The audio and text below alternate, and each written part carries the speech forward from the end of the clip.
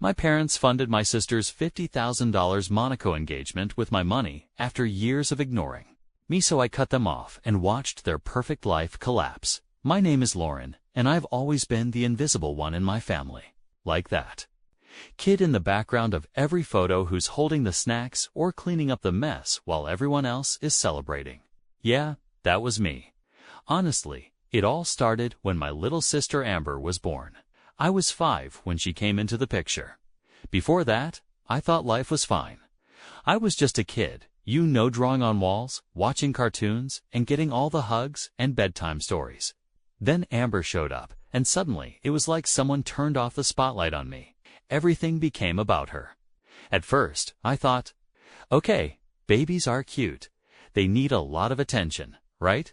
But this wasn't normal new baby stuff. My parents didn't just love Amber, they worshipped her. Mom would hold her up and say, "Look at our little star." Dad would beam like she just cured cancer. Meanwhile, I was over there like, hello. I drew this picture of a dinosaur, and my mom would glance at it and go, "That's nice, honey," before fawning over Amber's ability to burp on command. By the time Amber was 3, she was the star of every family event. She took up ballet, and Mom would invite everyone over to watch her spin around in a tutu. I swear every single one of my relatives has a video on their phones of Amber doing some twirl in the living room while I'm in the corner setting out cups of juice. "Lauren, help me with this," Mom would say, not even looking up as I passed. Out napkins and plates. The thing is, Amber was genuinely good at stuff. She was always picked first for talent shows or school plays. It was like she was born with this magnet that just pulled everyone in. And me, I was just there. I didn't hate her or anything. I just felt like I didn't exist. But it wasn't just the family stuff. It was everyday life too. I'd come home from school ready to tell my parents about getting an A on my science project. And before I could even open my mouth, Mom would be like, "Lauren, take Amber outside to practice her cartwheels." No hi, how was your day? Or great job on your project. Just go help Amber. And then there were the chores. Oh my God, the chores. I don't think Amber even knew where we kept the broom. If there were dishes in the sink, they were mine to clean. Laundry piling up. Guess whose job that was? I started learning how to cook at 8 because Mom was always too busy taking Amber to dance class. You're the big sister. She'd say you need to set an example. It wasn't like I wanted a parade for folding socks, but it would have been nice to at least feel noticed. The only time anyone paid attention to me was when something went wrong. If Amber spilled juice on the carpet, it was because I didn't watch her closely enough. If she scraped her knee, it was because I wasn't careful. I don't know how I managed to be blamed for things, even when I wasn't in the room. One day my teacher called home to tell my parents. I'd been helping other kids with their math homework. Guess she thought they'd be proud or something? Instead, when I got home, my mom just said, "That's nice. Did you remember to clean the bathroom today?" Like, are you kidding me? The bathroom? The only real escape I had was school. I threw myself into my classes and signed up for as many clubs as I could, anything to stay out of the house. I even started going to the library after school. Just to avoid the constant "Lauren, can you do this for Amber?" Amber, meanwhile, was getting awards left and right.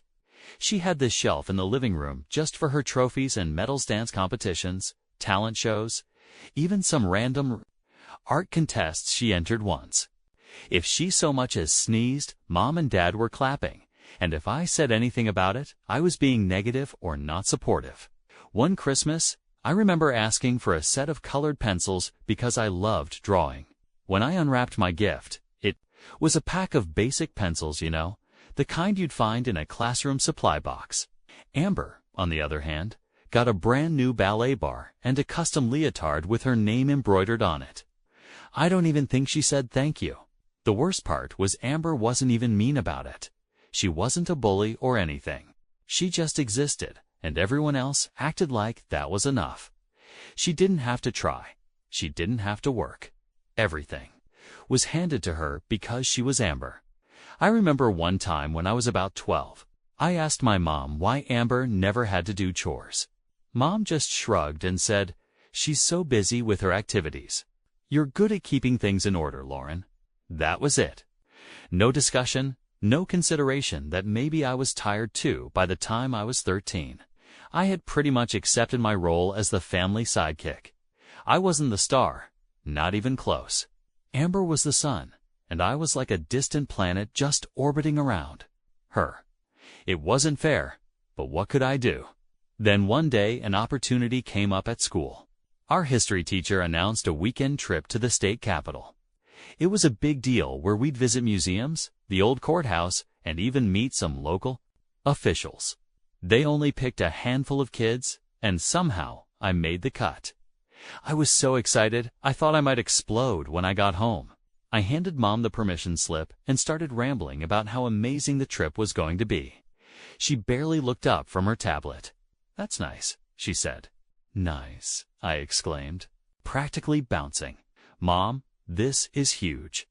We're staying overnight in a hotel, and we get to visit the governor's mansion. They even said we'll get to see the archives." She finally glanced at the paper and frowned. "Lauren, this is next weekend." "Yeah, I know," I replied. She shook her head and set the paper down on the counter. "You can't go." Just like that, all my excitement deflated. "What? Why not?" "Amber's got her gymnastics meet next weekend," she said, as if it were the most obvious thing in the world. "We'll need your help with costumes and snacks." I stared at her, waiting for the punchline, but she was serious. "Mom, this is a school trip. It's educational. Can't you handle Amber's meet without me for once?" She sighed like I was being unreasonable. "Lauren, don't be selfish. Amber needs you." Dad chimed in from the living room without even looking away from the TV. "Your sister's got a real future ahead of her. Lauren should be proud to support her." Proud. Was I supposed to feel proud packing granola bars and sewing sequins onto leotards? "But this is important to me," I said, my voice cracking. Mom waved me off. "You can go next time." There was no next time. The trip only happened every few years, and by the time it came around again, I'd be in high school. But they didn't care. They never cared. That weekend, all my classmates were taking selfies in front of historic landmarks. I was sitting on a metal bench in a crowded gymnasium, watching Amber do flips while Mom and Dad cheered like she was competing in the Olympics. I wanted to scream. Amber ended up winning a little medal for her age group. Mom made me take pictures of her holding it, grinning ear to ear. "Isn't she amazing?" Mom said, nudging me. "Yeah," I muttered. "Amazing." It wasn't long after that when Amber's gymnastics career hit a wall.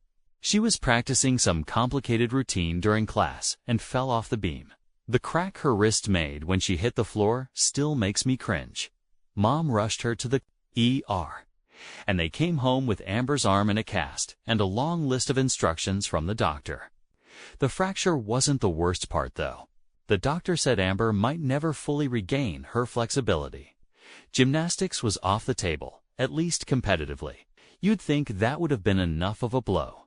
But somehow, my parents managed. To make it worse, Mom was in tears, pacing around the living room. What are we going to do now? Gymnastics was her whole future. Dad sat in his chair, rubbing his temples. This is a disaster. I was in the kitchen trying to do homework when Mom stormed in. "Lauren, this is your fault." I blinked at her, completely stunned. "What?" "You should have been supervising her warm-ups," she said, her voice sharp. I dropped my pencil. I wasn't even there. "Exactly," she snapped. "You should have been there to help her. But no, you're always so focused on yourself. This family is falling apart, and you're just sitting there doing homework like nothing happened." I didn't know what to say. It wasn't like I could argue. They never listened anyway. Dad piled on. "Maybe if you spent less time complaining and more time being part of this family, Amber wouldn't have gotten hurt." And that was it. I was grounded for a month. No TV, no phone, no hanging out with friends. Not that I had many. To begin with, my world became school, chores, and the constant guilt trip from my parents. Meanwhile, Amber milked her injury for all it was worth. She lounged on the couch with her cast propped up, barking orders like, "Len, can you get me some water?" or "Mom, tell Lauren to help." I tried not to hate her for it. She was just doing what she'd always done, letting everyone cater to her. It wasn't her fault our parents treated her like royalty, and me like the help. But that didn't make it any easier to swallow. The only escape I had was Mia's parents' bakery in our town, which had a cozy and quiet environment. Mia and I would hang out there after school, helping out with small tasks like folding boxes or sweeping floors. Her parents, Scott and Donna, were the kind of people who actually noticed things.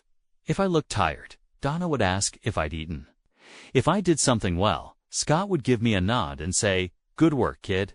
It was such a small thing, but it meant everything to me. They made me feel like I mattered, like I was more than just someone's backup plan. The thing is, parents could have been like that if they tried, but they didn't. They were so busy propping up Amber that they couldn't see me standing right in front of them, drowning in their expectations. I stopped expecting things to get better. If they hadn't noticed me by now, they never would. By the time I hit 18, I was just going through the motions. I didn't really talk to my parents unless I had to, and I spent as much time as possible at school, the library, or Mia's family's bakery. Home didn't feel like home anymore. It felt like a place I was stuck in until I could figure out how to leave. Senior year rolled around. And for the first time in forever, I felt a little bit of hope. I'd been working my butt off in school, and it finally paid off when I got accepted to a state university. It wasn't some Ivy League or anything, but it was solid, and it felt like my ticket out. Plus, I got a partial scholarship. It's not enough to cover everything, but it was a start. I waited until dinner to bring it up because I figured that was the best chance to get their attention. Dad was carving up some roast chicken, and Amber was scrolling through her phone like always.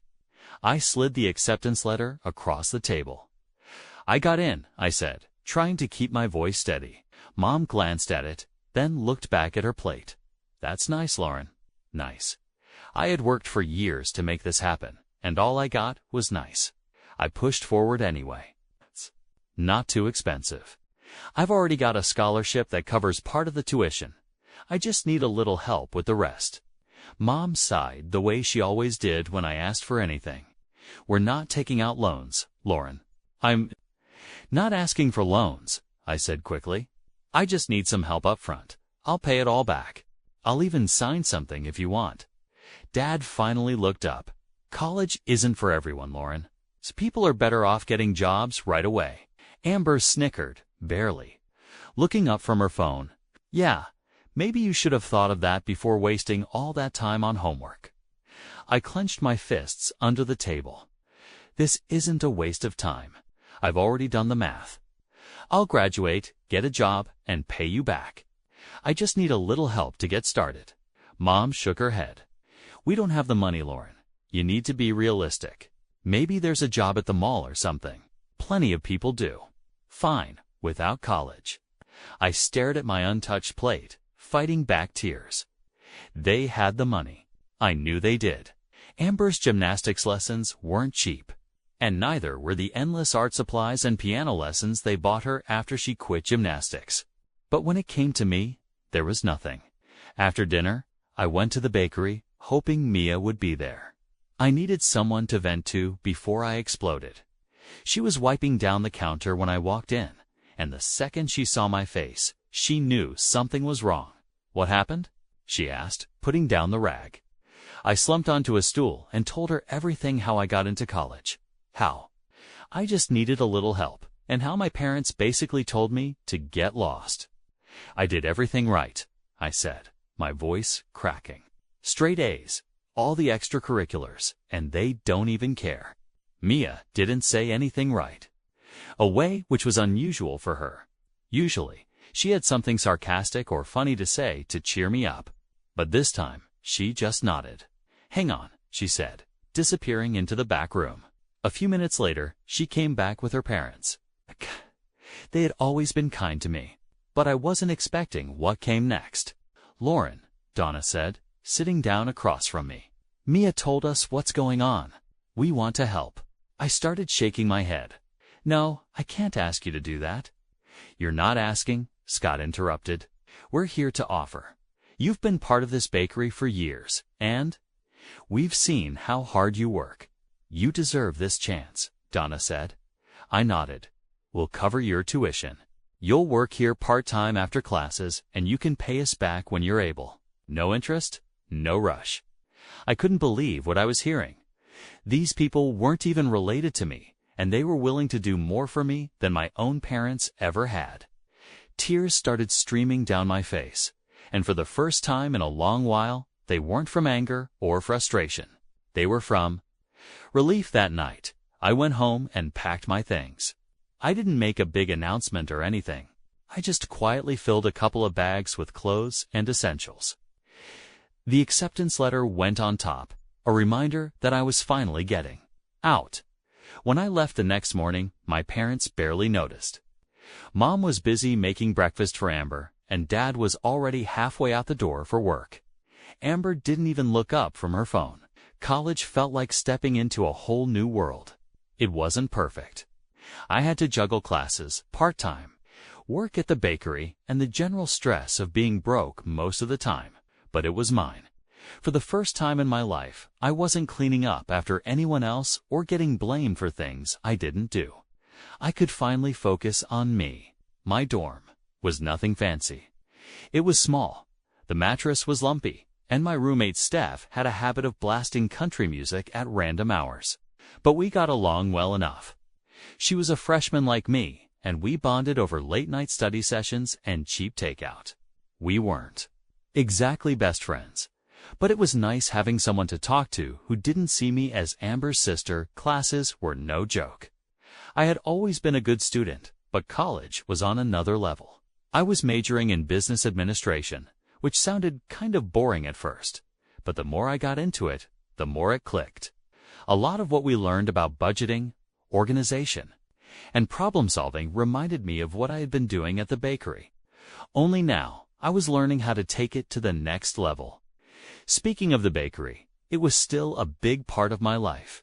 I worked there a few evenings a week and most weekends, handling everything from taking orders to managing inventory. It wasn't glamorous, but I loved it. I felt like I was really contributing to something meaningful. Plus, the regulars were always fun to chat with.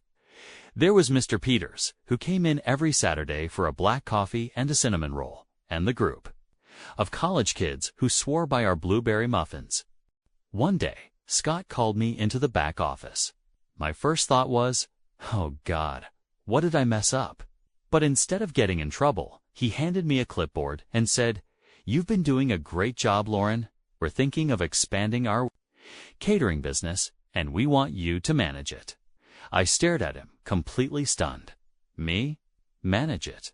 You're organized, reliable, and you've got a good head for numbers," he said. "We trust you." I didn't know what to say. No one had ever trusted me with something so big before. "I won't let you down," I said, and I meant it. Taking on the catering business was a challenge, but it also felt like a turning point. I threw myself into it, creating schedules, managing orders, and even helping with marketing. I designed a flyer that we put up around campus, and within a few weeks, we started getting calls for small events, study groups, and club meetings. It wasn't huge, but it was a start. And every successful event felt like a win. Meanwhile, my classes started to make more sense, too. Concepts that seemed abstract at first, like supply chain management or financial forecasting, began to click when I applied them to the bakery. I'd sit in lectures and think, oh, this is just like what I did with the catering schedule last week. It felt like everything I was learning had real-world applications, which made it so much easier to stay motivated. Of course, things weren't perfect. There were nights when I barely got any sleep because I was finishing an assignment or prepping for a catering event. And there were times when I felt completely burned out, questioning whether all this effort was even worth it. But then I'd remind myself of why I was doing it. I wasn't just working toward a degree or a paycheck. I was building a life where I didn't have to rely on anyone else, where I didn't have to be anyone's doormat. Back home, things felt distant. My parents rarely called, and when they did, the conversations were short and superficial. "How's school?" Mom would ask, and before I could answer, she'd launch into a story about Amber. That Thanksgiving, whoa, Sid. Out of obligation more than anything, Amber sat at the table flipping through photos on her phone, while Mom bustled around, making sure everyone knew about Amber's newest art classes. I tried to tune it out, focusing on the mashed potatoes on my plate. But then Mom said something that made me freeze.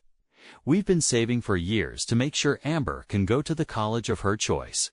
I stared at her, my fork hovering midair. "You've been saving for Amber's college." Mom looked up, confused. "Course, we've always wanted to give her the best opportunities." The best opportunities. Right. The same parents who told me to get a job at the mall when I needed help with my tuition. The same people who couldn't be bothered to care about my grades or my plans. I didn't say anything else. I couldn't trust myself to speak without losing it. I finished my dinner in silence, the sounds of my family's laughter and chatter grating against my nerves. Amber, of course, looked pleased with herself, as if it were only natural for our parents to prioritize her. That night, back in my childhood bedroom, I made a decision. If my parents didn't care enough about me to invest in my future, then fine. I wouldn't waste another ounce of emotional energy on them. From now on, our relationship would be strictly transactional. They didn't see me as their daughter, so I wouldn't act like one. It was easier than I thought to detach. The highlight of my sophomore year came when I crossed paths with Mr. Wallace. He showed up one evening, looking as sharp as ever in his tailored suit that screamed business. He ordered his usual coffee and muffin, and as I rang him up, he smiled and said, "Len, right." I blinked. "Yeah, that's me." He nodded. "You've done a great job with this place. I've been watching how smoothly everything runs here, and it's impressive." "Thanks," I said, a little flustered. "It's a team effort, though." "Still," he said, handing me his card, "we're always looking for smart, hard-working people at my firm. If you're interested, give me a call when you graduate." I tucked the card into my pocket, my mind racing. A part of me wanted to jump on the opportunity right then and there, but I reminded myself that I still had 2 years of school left. Still, the fact that someone like him saw potential in me felt like validation of everything I'd been working towards. By the end of sophomore year, I had paid back every cent Scott and Donna had loaned me for tuition. It felt amazing to hand them that final check, knowing I'd kept my promise. For so long, I'd been chasing validation from my parents, trying to prove I was worth something. But now I realized I didn't need their approval. I had people in my life who saw my value, and that was enough. By the time I hit junior year, I was cruising not in an easy way. Life was still busy and exhausting, but I had found my rhythm. Classes were going well, I was making good money at the bakery, and the idea of a real future didn't seem so far away anymore. That's why it caught me off guard when my parents called one evening. I debated ignoring it, but something told me to pick up. "Hi, Mom," I said, bracing myself for whatever Amber-related update was coming.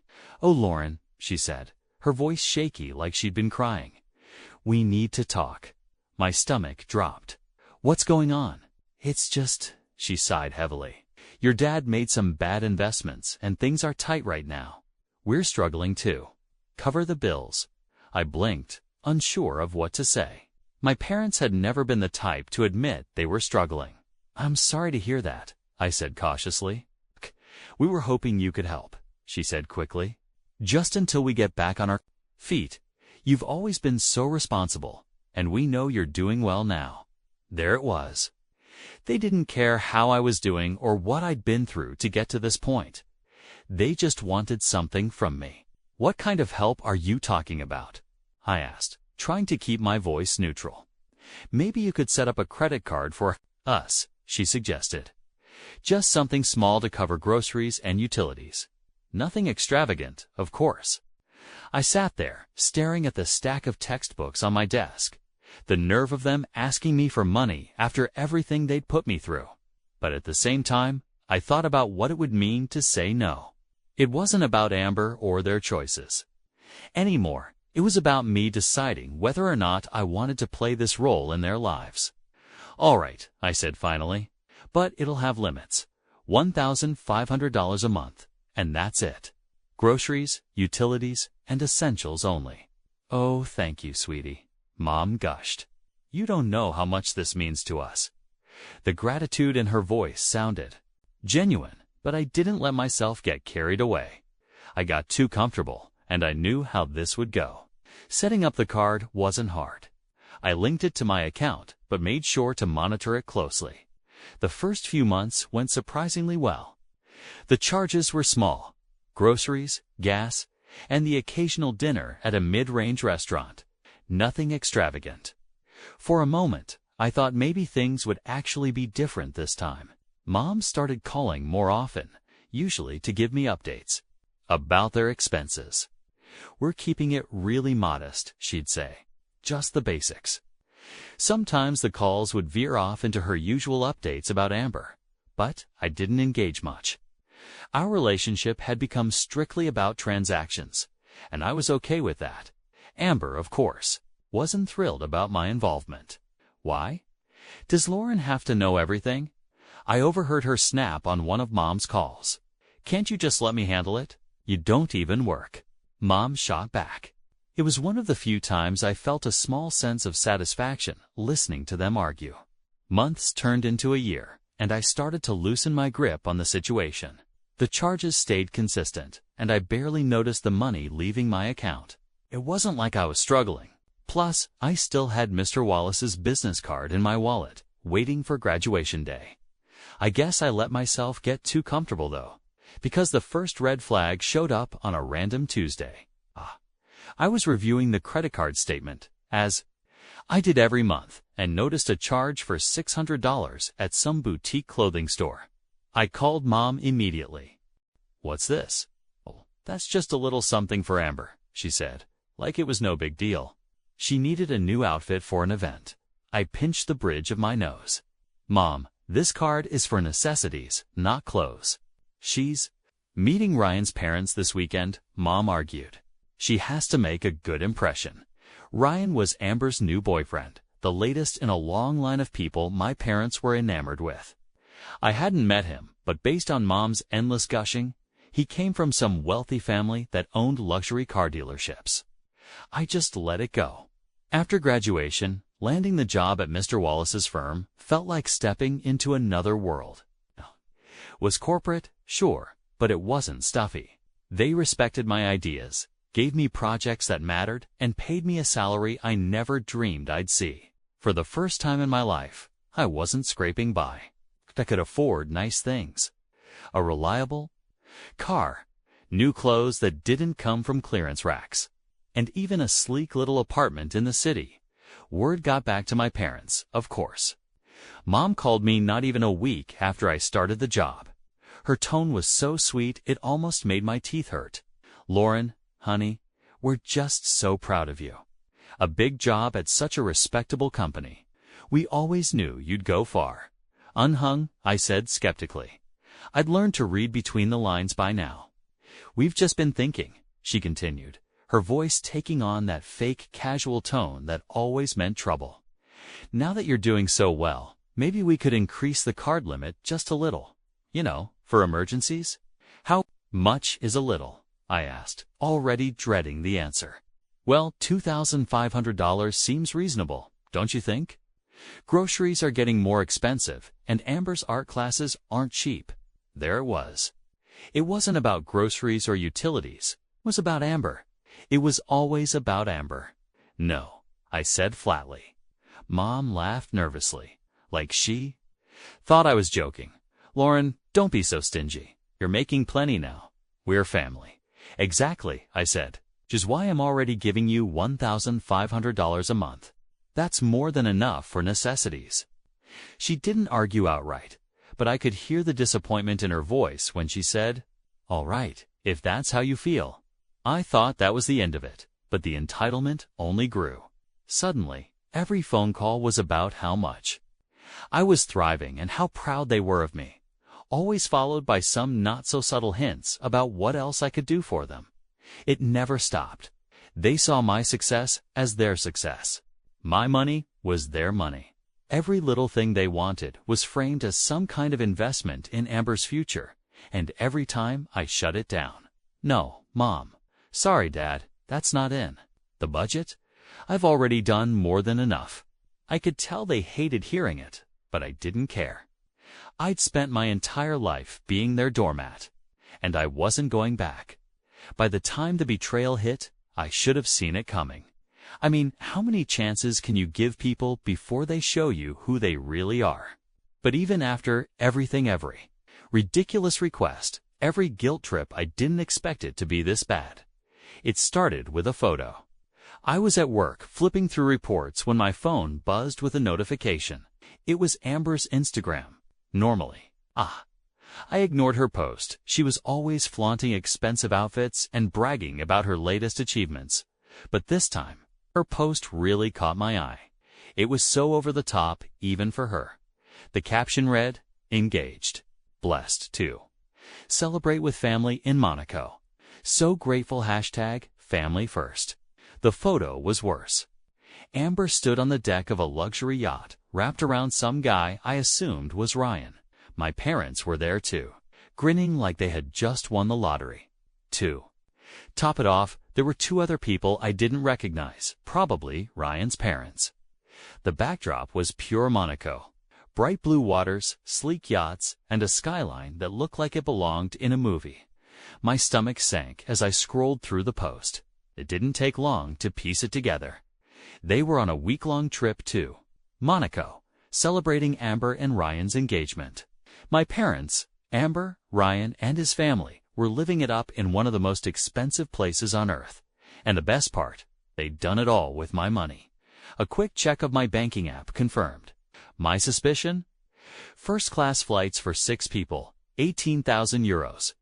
Yacht rental for the week, 25,000 euros. Dinners at Michelin-starred restaurants, spa appointments, and private tours of Monte Carlo all added up to over 50,000 euros. I couldn't believe it. I had given them a card for groceries and utilities. Hey, and they had used it to fund a dream vacation to Monaco, a vacation I wasn't even invited to. I called my mom immediately. She answered on the second ring, her voice annoyingly chipper. Sweetie, how's work? Where are you? I tried to keep my voice steady as I replied. There was a pause. I could hear faint music and waves in the background. Oh, we're just taking a little break. You know how stressful things have been lately? A little break, I snapped. You're in Monaco with Ryan's family, using my money. The silence on her end was deafening. Finally, she muttered, "Lauren, don't be dramatic. My voice was shaking now. You maxed out the card. You spent over 50,000 euros without telling me on a trip I wasn't even invited to. You didn't need to be here," she said defensively. This was about Amber and Ryan. It's their moment. Before I could respond, I heard Amber's voice in the background. "Is that Lauren? Let me talk to her." There was some shuffling, and then Amber was on the line. "Lauren," she said, her tone dripping with annoyance, "can you not ruin everything for once? This trip is important. Ryan's parents are here, and they need to see that we're a successful, supportive family." I laughed bitterly. "A successful family? You don't even have jobs? You're living off my money." "Oh, please," she scoffed. "You make plenty. What's 50,000 euros to you? It's not like you're struggling. It's my money." I shot back. "And you didn't even ask." Amber didn't miss a beat. "Well, maybe if you weren't so bitter all the time, we'd include you. But honestly, you don't fit in here. You'd just make it awkward." My jaw dropped. Awkward. I'm the reason you're even on this trip. You couldn't afford this if it weren't for me. Exactly, Amber said coldly. That's all you're good for. You're not part of this family. You're just a wallet. The line went dead. Before I could respond, I stared at my phone, my chest tight with anger and disbelief. It wasn't just about the money anymore. It was about the fact that they didn't even see me as a person. To them, I was just a tool they could use and discard when they were done. I opened the banking app again, my hands shaking with every click. I felt a weight lifting off my shoulders. First, I canceled the yacht rental, then the spa appointments, private tours, and the Michelin-star dinners. Finally, I canceled their return flights. I didn't stop there. I deactivated the card entirely, making sure they wouldn't be able to charge another penny. It didn't take long for the fallout. To start, my phone blew up within the hour. Mom, Dad, Amber, and even Ryan were calling nonstop. Mom's voicemail was full of fake sweetness. "Lauren, honey, please call me back. We need to talk. This is all a misunderstanding." Dad's tone was more threatening. "Fix this now, young lady. You're embarrassing the family." Amber, of course, went straight to insults. "You better undo whatever you just did, or I swear to God, Lauren, you'll regret it." Ryan even left a message. "I don't know what's going on, but you need to call us back immediately." I didn't respond to any of them. Instead, I blocked their numbers and logged out of social media for the night. The next morning, I scrolled through Instagram and wasn't surprised to see Amber's latest post. She had uploaded a long rant about toxic siblings and how I'd ruined her engagement trip out of jealousy. The comments were exactly what you'd expect. Her friends chimed in with supportive messages like, "What kind of sister does that?" But I wasn't about to let her control the narrative, I thought, as I posted my own response, complete with screenshots of the charges and the messages they had sent me. So yes, I canceled everything. Actions have consequences. It didn't take long for the tide to turn. People started calling Amber out for her entitlement, and some even shared my post.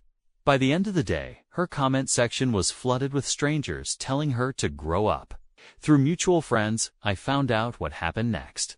Without the yacht or their first-class flights, my family was forced to scramble. They ended up booking economy seats on a budget airline and staying at a low-end motel for the rest of the trip. As for Ryan's parents, they were furious. They thought my parents were well off, only to find out that the entire trip was funded by me. "We trusted you," they reportedly told my mom. "You lied to us." True to form, Amber made it worse. "Well, maybe you shouldn't be so cheap," she snapped at them. "If you can't afford Monaco, that's not my fault." Ryan broke off the engagement on the spot. By the time they got back home, the damage was done, and for the first time in my life, I didn't feel guilty. A week after they returned, my parents showed up at my apartment unannounced. I wasn't surprised. They had always been persistent when it came to getting what they wanted. "Lauren, honey, please," Mom said through the door, her voice trembling. "We know we made mistakes. Just let us explain." Dad chimed in, "We can work this out. We're still family." I didn't answer. I sat on my couch, scrolling through my phone as if they weren't even there. After about 20 minutes of knocking and pleading, they finally left. Later, my building manager told me they tried to convince him to let them in, claiming it was an emergency. He called me first, and I told him to send them packing. That night, I called Mia and invited her over for takeout. "You're famous, you know," she said, grinning as she scrolled through her phone. "Your post got shared in a bunch of family drama groups. People are calling you a hero for standing up to them." I laughed. "Great. That's all I need, strangers rooting for me to ruin my family's life." "Ruin?" Mia raised an eyebrow. "They did this to themselves. You just stopped letting them walk all over you." She was right, of course. "Do you think they'll ever change?" I asked. Mia shook her head. "Probably not, but that's not your problem anymore." And she was right about that, too. For the first time in my life, I didn't care what they thought of me. I didn't care if they were sorry or if they ever realized how badly they treated me. I was done. I wasn't the forgotten, invisible kid anymore. I wasn't the scapegoat or the ATM. I was just Lauren, living my life, and that was enough. Sometimes. The hardest part of growing up isn't learning to stand on your own. It's learning when to walk away.